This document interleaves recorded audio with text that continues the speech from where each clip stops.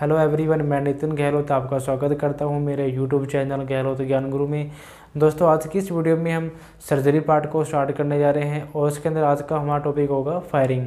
तो फायरिंग की डेफिनेशन क्या होगी और फायरिंग कब की जानी चाहिए, फायरिंग के प्रकार क्या हैं और इसमें कुछ ध्यान रखने वाली बातें कौन कौन सी हैं, तो इस टॉपिक को हम इस वीडियो के अंदर क्लियर करने का प्रयास करेंगे।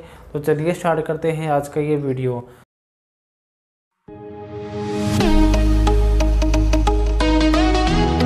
दोस्तों, वीडियो को स्टार्ट करने से पहले अगर आपने हमारा यूट्यूब चैनल सब्सक्राइब नहीं किया है तो इसे जल्द से जल्द सब्सक्राइब कर लें और बेल आइकन को भी प्रेस कर लें ताकि आगे आने वाली वीडियो का नोटिफिकेशन आपको सबसे पहले मिले। आज का हमारा टॉपिक होगा फायरिंग।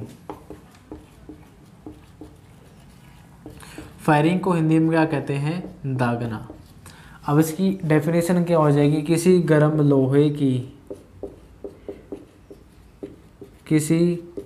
लोहे की छड़ से स्किन को गहराई तक जलाना क्या कहलाता है? फायरिंग कहलाता है।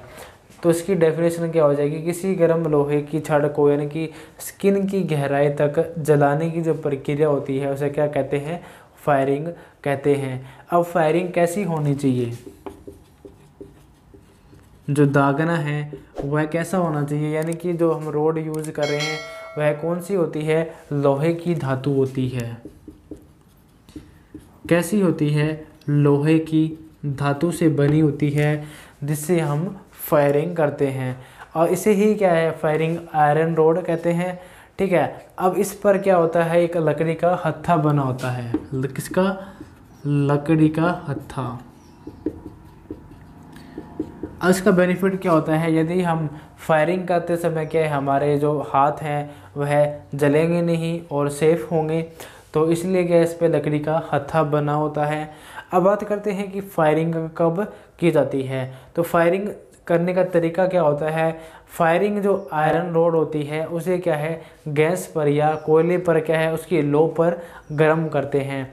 तो जब उसका जो कलर है हल्का लाल रंग हो जाता है तो यह स्थिति क्या होती है? फायरिंग के लिए उपयुक्त होती है। यानी कि फायरिंग के लिए उपयुक्त स्थिति कौन सी होती है? हल्का गहरा लाल रंग। यानी कि फायरिंग आयरन कैसी होनी चाहिए? हल्के लाल रंग की होनी चाहिए, तो वह फायरिंग के लिए उपयुक्त माना जाता है। यदि फायरिंग आयरन का कलर है, जो फायरिंग कैसी अगर हो जाए, वाइट हॉट हो जाए तो वह उस स्थिति के लिए उपयुक्त नहीं मानी जाती है। कैसी हो जाए तो वाइट हॉट। अगर वाइट हॉट आयरन बन जाती है तो वह फायरिंग के लिए उपयुक्त नहीं मानी जाती है। तो इन बातों का हमें ध्यान रखना चाहिए। अब बात करते हैं फायरिंग के प्रकारों की। तो फायरिंग कई प्रकार की होती है, यानी कि अगर टाइप की बात करें तो टाइप ऑफ फायरिंग। तो फायरिंग कई प्रकार की होती है। तो सबसे पहले इसके अंदर बात करते हैं सुपरफिशियल फायरिंग की। दूसरा आता है इसके अंदर बड फायरिंग। तीसरा आता है इसके अंदर पॉइंट फायरिंग और फोर्थ नंबर पे आता है इसके अंदर मिक्स्ड यानी कि मिक्स फायरिंग। अगर टाइप ऑफ फायरिंग की बात करते हैं, सबसे पहला आता है इसमें सुपरफिशियल फायरिंग, सेकंड नंबर पे आता है बड फायरिंग, तीन नंबर पे आता है पिन पॉइंट या हम इसे क्या कहते हैं? Needle point. ठीक है। और इसके बाद में आता है मिक्स्ड फायरिंग। तो सबसे पहले हम डिस्कस करते हैं सुपरफिशियल फायरिंग को।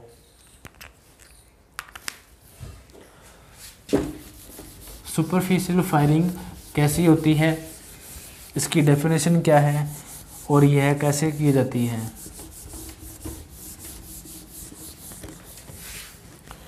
तो फर्स्ट नंबर पे आती है सुपरफिशियल फायरिंग। अब सुपरफिशियल फायरिंग कैसी होती है? स्किन पर कट नहीं लगे इसलिए सुपरफिशियल फायरिंग की जाती है।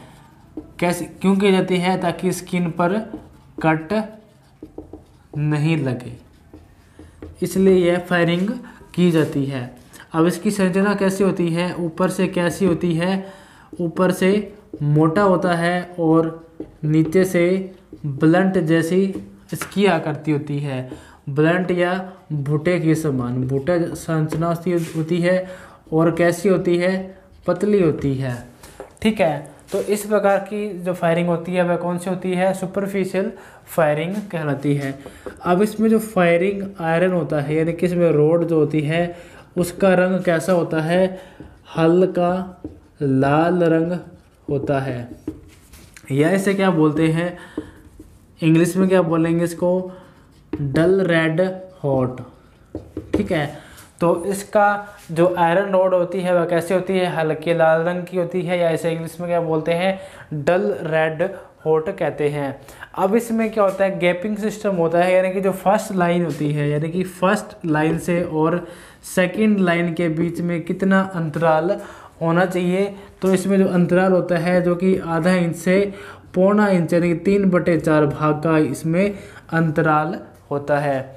ठीक है, अब रेखा की गहराई के आधार पर क्या है, ये 3 स्टेप इसमें अपनाए जाते हैं, यानी कि सुपरफिशियल फायरिंग में 3 स्टेप अपनाए जाते हैं। जो इसमें पहला स्टेप होता है उसे क्या बोलते हैं, फर्स्ट डिग्री स्टेप। सेकंड कौन सा आता है इसमें, second degree step. Third number पे कौन सा आता है, थर्ड डिग्री स्टेप।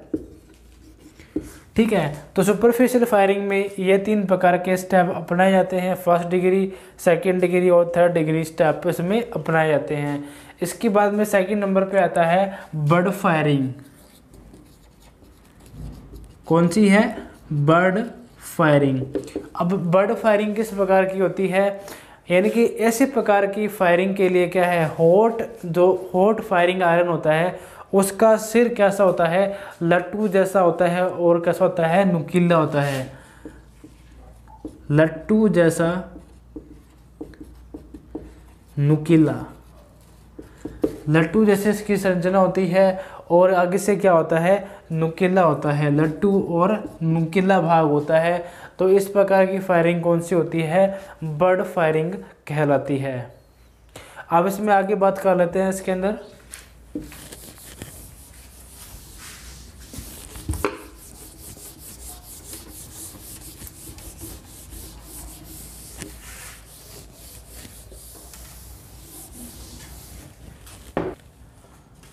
तीन नंबर पे आता है पॉइंट फायरिंग। अब पॉइंट फायरिंग में क्या होता है, जो उसमें फायरिंग लाइनिंग होती है, फायरिंग जो लाइनिंग होती है उसमें त्वचा को जलाया नहीं जाता, त्वचा को जलाया नहीं जाता। तो इस प्रकार की जो फायरिंग होती है वह कौन सी होती है, पॉइंट फायरिंग कहलाती है।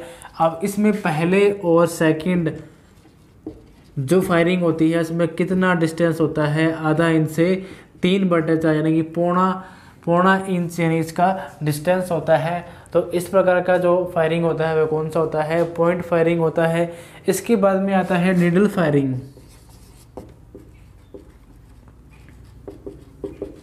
नीडल फायरिंग, अब नीडल फायरिंग कौन सी होती है, इस प्रकार की फायरिंग में क्या होता है, सुई जैसा एक तीखा और लंबा होता है, यानी कैसा होता है, सुई जैसा तीखा वह लंबा होता है। तो इस प्रकार का जो फायरिंग होता है कौन सा होता है, नीडल फायरिंग होता है। ये भी क्या होता है, 2 प्रकार का होता है। आगे कितने प्रकार का होता है, 2 प्रकार का, टाइप ऑफ 2। ये भी आगे क्या है, 2 प्रकार का होता है। सबसे पहले में क्या होता है इसमें कि बाह्य रूप से, यानी कि जो गर्म करते हैं, यानी कि जो रोड को गर्म करते हैं, नीडल को दबाव से प्रेस करते हैं, यानी कि रोड को पहले गर्म करते हैं उसके बाद में स्किन के अंदर प्रेस करते हैं, यानी कि हॉट आयरन को, गर्म आयरन को क्या है, प्रेस किया जाता है, स्किन के ऊपर प्रेस किया जाता है। सेकंड में क्या होता है इसके अंदर, तो सेकंड में क्या होता है, ठंडी सुई होती है कि जो ठंडी नीडल होती है उसे क्या है पहले प्रेस करेंगे, उसके बाद में क्या उसमें इलेक्ट्रिक प्रभाव डालते हैं जो कि टिप को गर्म करते हैं। इसके अंदर क्या करते हैं, टिप को गर्म करते हैं। क्या होगा, ठंडी रोड होगी, यानी कि ठंडी नीडल को क्या है पहले प्रेस किया जाता है, उसके अंदर क्या है इलेक्ट्रिक करंट दिया जाता है, मतलब कहाँ पर दिया जाता है, उसके टिप भाग पर दिया जाता है। इस प्रकार की जो फायरिंग होती है वह कौन सी होती है, नीडल फायरिंग होती है। अब बात करते हैं कि ये जो फायरिंग होती है कब कब की जाती है, रिंग बोन सिनोटाइप से होती है, यानी कि कैसे होती है, रिंग बोन साइनोविटिस नामक रोग के उपचार में इसका उपयोग किया जाता है। किसमें किया जाता है, रिंग बोन सिनोटाइप के रोग उपचार में इसका यूज किया जाता है। इसके बाद में आता है मिश्रित फायरिंग।